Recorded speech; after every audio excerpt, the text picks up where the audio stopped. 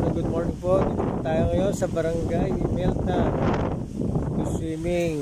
Napalaban na naman yung ating sakyan. Puro putik. Ilang kasamaan din eh. Medyo hirap ang mga kotse. Ay, hindi talaga po pwede. Meron tayong nadaanan din na bahay ni Mario dito sa Barangay Imelda. Si Mario, tropa natin yan pagkain ko pumunta dito sa Batangas. Ito yung kanyang property, may kalakihan ito. Hinarangan ito ng pandemic kasi maraming lumulusot papuntang swimming para mag-swimming. Kaya may harang ho yan. Hanggang doon lang sasakay natin. Mabahay nila. Yung sneakers na buhay pa ho yan. Kapag ho yan walang dahon, sabi nung mamumunga. Yan. At ito ay medyo urong pa na konti. Ano kayo punta?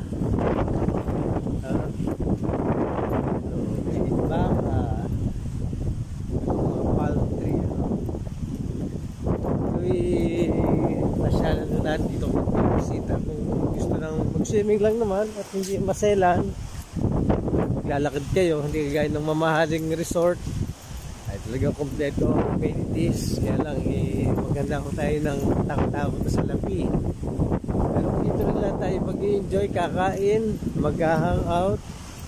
Yan bubungan na sa inyo pagpasok din mga bubo ni Mario. Araw isa lang ang bubo din kaya matanda-tanda ko yan. Ganda rin naman ang tagat. May iba isang sa tao inawang tubig din sa dagat pa sa kalang kong ilalaki.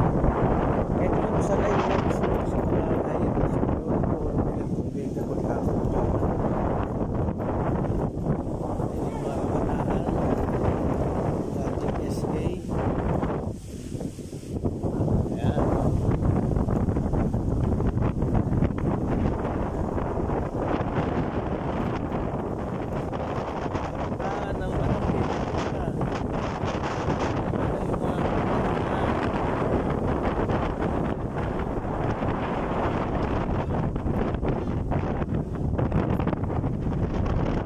Anytime mo na kumain. Kain mo na oy. Kain mo na para swimming.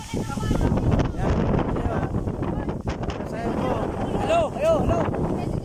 Yan.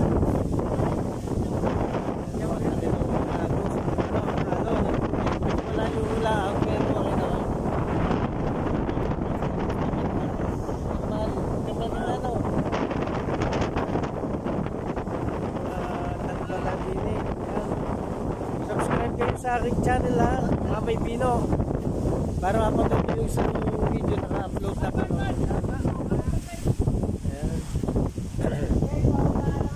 Yan mo yung kadalagahan.